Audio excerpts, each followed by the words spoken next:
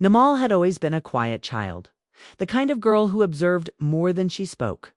Growing up in a small village surrounded by wheat fields that whispered in the wind, she often felt that life outside her home was full of possibilities, yet inside her home, possibility did not exist. Her father, Haji Karim, was a man whose face looked carved from stone, strict, unyielding, and rooted in the belief that daughters must stay invisible. He demanded obedience, silence, and routine. Nothing more, nothing less. Namal's world revolved around school, house chores, and the constant monitoring of where she was, who she spoke to, and what she did. Her mother, Sakina, was gentle but helpless. She had lived her entire life under Karim's shadow, and though she loved Namal dearly, she had neither the power nor the courage to stand against her husband's rigid rules. Namal's classmates in 7th class talked about village fairs, cricket matches, cousins, weddings, and small joys. But whenever they invited her, she would simply lower her gaze and say, "My father won't allow." At first, they asked why. Then they stopped asking. Over time, she became the quiet one, the girl who was always present but never part of anything. Her father refused to let her go outside unnecessarily.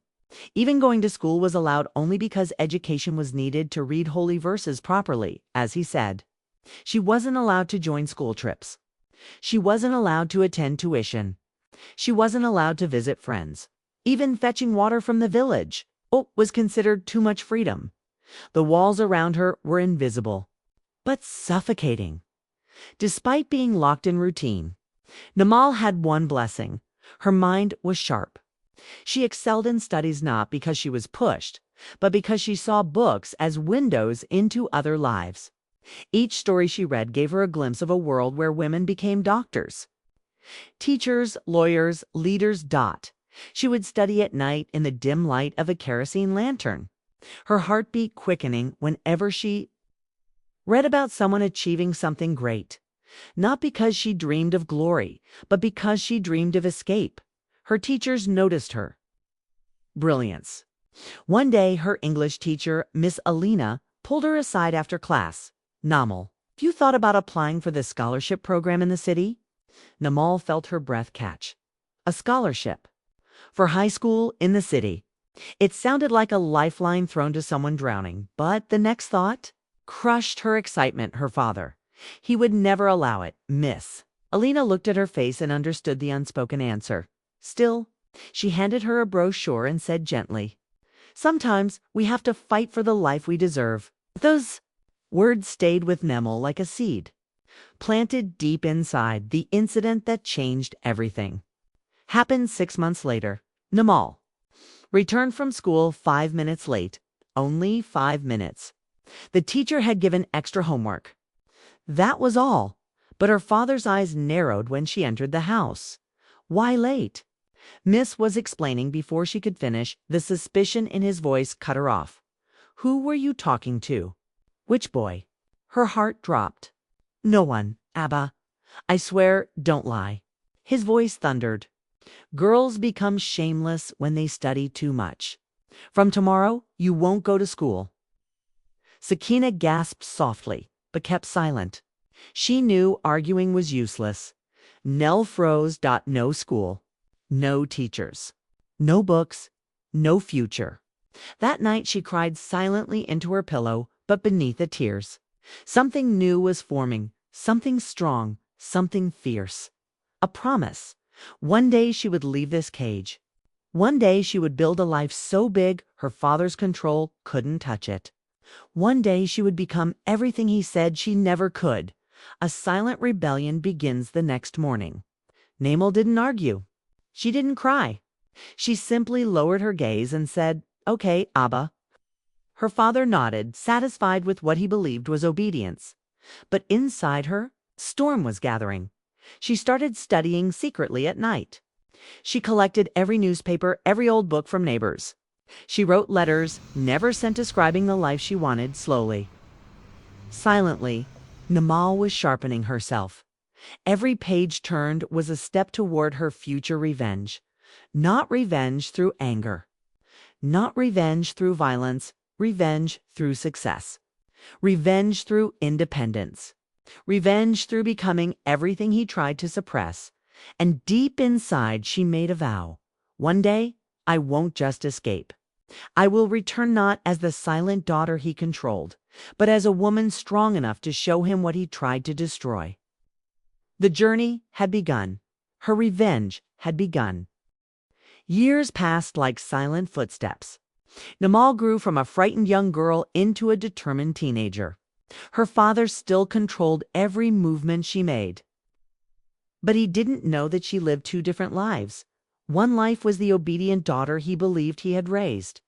The other was the secret scholar who studied harder every night than most students in entire cities. Her mother, Sakina, noticed the stolen moments of studying. She would quietly bring her extra lantern oil, pretending she didn't know why Namal needed it. She was afraid of Kareem, yes, but she loved her daughter more than she feared him. When Namal turned 16, Miss Alina, her old teacher who had moved to the city, returned to the village for a visit. She asked the school principal about her previous students. And when she heard what had happened to Namal, she felt a deep ache. She visited Namal's home secretly during daytime. When Haji Kareem was out in the fields, Namal opened the door and gasped. "Miss, you came." Alina smiled warmly and cupped her cheek. "You were one of my brightest. I didn't forget you." They sat and Alina explained something that made Namal's heart race. There is a new scholarship program. It covers everything: school, books, hostel, food. It's for girls from villages who cannot study due to family restrictions. I can help you apply. Namal's breath trembled. A chance. A real chance, but fear struck just as quickly. How will I leave? My father won't even let me walk to the well. Miss Alina looked at her with firm, steady eyes. You don't need his permission, not when he is destroying your future. Those words lit something fierce inside Namal. Namal filled the entire form with hands that shook from excitement and fear. She hid it inside her textbooks until Miss Alina took it back with her. Weeks passed in suffocating silence. Namal did not dare hope, but she did not allow herself to give up either. And then, one late evening, Miss Alina returned again, this time breathless, smiling and holding a sacred piece of paper. "Namal, you've got selected." The room spun. The walls that had held her down for years felt suddenly thinner. Her eyes filled, and for the first time in a long time, she allowed herself to dream without apology. But then reality hit. How will I leave? Abba will never. You're not leaving with his permission, Miss Alina said softly. You're leaving with your right. They planned quietly. Namal gathered a small bag to close. Her school certificates, a notebook, and a picture of her mother. The escape had to happen at midnight. When Kareem slept the heaviest after long hours in the fields, the night arrived. Sakina held her daughter tightly, tears falling silently. I don't have courage like you, but I want you to have the life I didn't. Namal held her mother's hands. I will come back one day, for you. Sakina kissed her forehead and whispered, Go, before he wakes. Namal slipped into the darkness outside, every heartbeat thunderous. Miss Alina waited under a neem tree with a small rickshaw she had hired, but just as Namal reached her, a voice sliced through the night. Where are you going? Haji Kareem stood in the doorway. The lantern in his hand lit the anger on his face like fire. Namal froze. Her father stormed toward them. Leaving my house in the middle of the night, with strange people. Have you lost all shame? Miss Alina stepped forward calmly. She's going to study. Kareem glared at her. No, she is my daughter. She will do what I say. Namal felt something inside her break, not in weakness, but in strength she didn't know she had. She stepped forward. No. Abba, she is helping me live my life. He turned to her sharply. You dare speak to me like this? For years, Namal said, voice trembling but firm, you kept me locked. You didn't let me study. You didn't trust me. You didn't even let me dream. Kareem raised his hand, ready to strike, but Namal didn't flinch. Not this time. Miss Alina stepped between them. If you touch her, I will go to the police. This scholarship is government-sponsored. You cannot legally stop her. Kiram's hand froze in the air. The law is something he feared. He lowered his hand slowly, rage burning in his eyes, but forced to step back. Namal looked at him one last time. I'm leaving. Abba, not because I hate you, but because I refuse to let your fear kill my future. She turned and walked away, her steps small but powerful. Kareem shouted behind her, if you leave now, never come back. The words hurt deeply. But Namal kept walking. She got into the rickshaw. She didn't look back at Dawn. The rickshaw reached the bus station. Namal's stomach fluttered with fear and excitement. She had never traveled outside the village. Everything looked new, overwhelming, huge. But she kept whispering to herself, I can do this. I deserve this chance. The bus to the city arrived. As she climbed inside, she felt her old life fall away like dust. She was not the caged girl anymore. She was someone who had fought, escaped, begun her own story, and deep in her chest, a new promise formed, a promise of the revenge she would take one day, not with anger, not with hatred, but with a success so bright it would make the whole village and her father see what they tried to crush. Namal leaned her head against the window as the bus pulled away. Her journey had officially begun. The city was a world unlike anything Namal had ever imagined. Tall buildings, endless traffic, glowing lights. And people who didn't look twice at her. It was overwhelming but strangely liberating. For the first time in her life, she breathed without fear of someone watching her every step. The scholarship hostel was small but comfortable. Her room had a bed, a table, a chair, and a window that showed distant lights of the city. To someone else, it might have looked ordinary. But to Namal, 'twas freedom, a freedom she had fought for, a freedom she would never waste. Though she had been a brilliant student, Namal came from a tiny village school. The city girls were ahead in English, computers, sciences, even confidence. The first week, she struggled. She couldn't understand half the words in the textbooks. Typing on a computer felt like climbing a mountain. Her classmates formed groups and laughed together. While she sat quietly in the corner, some girls mocked her clothes and village accent behind her back. Some teachers assumed she was slow, but Namal didn't run from challenges anymore. Every night, long after the hostel fell silent, she studied. She would copy entire paragraphs from the English book, learning every word. She practiced typing on an old donated laptop, fingers fumbling but persistent. She read science chapters 3 times until the concepts made sense. She studied until her eyes burned. She studied until her fingers hurt. She studied because she wasn't just learning, she was building her revenge. One page at a time. Within months, teachers began praising her. Within a year, she became one of the top students. And within 2 years, she topped the entire school. She wasn't the girl who left the village crying. She was a young woman with purpose, strength, and unstoppable will. After graduation, Namal received a full scholarship to a prestigious college. College life was another storm of challenges. Group projects, presentations, competitions, internships, meeting people from all over the country, but there was also something else, something she had never experienced before. Respect. Professors admired her discipline. Friends came to her for help. She won debate competitions, wrote articles, joined student councils. Her confidence bloomed like a flower that had waited too long for spring, and then came an opportunity that would change her life forever. A nationwide exam for a government scholarship to study abroad. Thousands applied. Only a handful were selected. Namal studied like her life depended on it because in her heart it did. She cleared the written test. She passed the interview. And one evening, as she checked her email, the screen flashed. Congratulations. You have been awarded the National Global Scholarship. Her hands shook. A heart hammered. She had done it. She was going abroad the day she landed in a foreign country for her university degree. Namal realized how far she had come from the little girl who wasn't allowed to walk to the village. Well, she studied international relations. She made friends from different cultures. She learned public speaking, leadership, diplomacy. She represented her university in international conferences, speaking boldly about women's rights, education, inequality, and rural development. People clapped for her. Professors praised her. Newspapers interviewed her. She wasn't invisible anymore.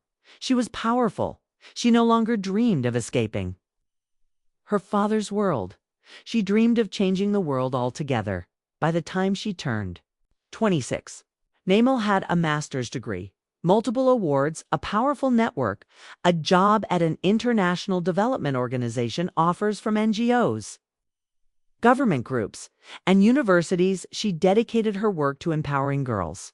From rural areas, girls who were trapped just like she once was. Every achievement felt like a victory. Every success felt like a step toward her revenge. Not the revenge of harming someone, but the revenge of proving what a girl can become when she refuses to let her wings be cut. 10 years after she escaped, Namal finally decided it was time. She booked the flight. She traveled back to her homeland. She took a car to her village. As she walked through the narrow streets, villagers stared at her with surprise and pride. They whispered, "Is that Namal? She's the one who went to the city, right? I heard she works with foreigners now. She helps poor girls get scholarships." Her name was spoken with respect. The same people who once pitied her now looked at her like she was someone extraordinary. She reached her old house. The door looked smaller, the walls older, the courtyard quieter, and inside, sitting on a sharpie, was her father, Haji Karim. His hair had turned gray, his body frail, his eyes tired. When he saw her, he froze. The daughter he once controlled, the daughter he stopped from going to school, the daughter he chased into the night now stood before him as a confident, educated, successful woman. He blinked, speechless, and that was the beginning of her real revenge. The air in the courtyard felt heavy as Namal stood in front of the man who had controlled, restricted, and nearly crushed her spirit. Haji Karim stared at her as if seeing a ghost. She was no longer the trembling little girl he had once shouted at for stepping outside the gate. She was a woman transformed, a woman who carried knowledge, confidence, and dignity like a shield. For the first few seconds, neither spoke. Then, in a shaky voice, he said, "Namal." She didn't smile, nor did she cry. She simply answered with calm strength, "Yes, I'm back." Haji Karim struggled to his feet, but age had weakened him. For the first time, he looked fragile while she looked powerful. He opened his mouth, as if to say something comforting, but words of affection didn't come naturally to him. He had never shown love. He had only known control. Instead, he said weakly, "You left without permission." Namal's chin lifted slightly. "I left to survive. This time." It was he who lowered his eyes. In a small village, news spreads faster than fire. By evening, people began gathering outside the house. Men, women, neighbors, all curious to see what the one strict Haji Karim would do now that the daughter he had oppressed had returned with pride and recognition. Villagers whispered, "She's the one giving scholarships to rural girls. She works with government officers. She travels abroad. She's famous now. She is everything her father didn't allow her to become." Their presence made Haji Karim deeply uncomfortable. His ego, once towering, now trembled. He had raised his daughter with an iron fist.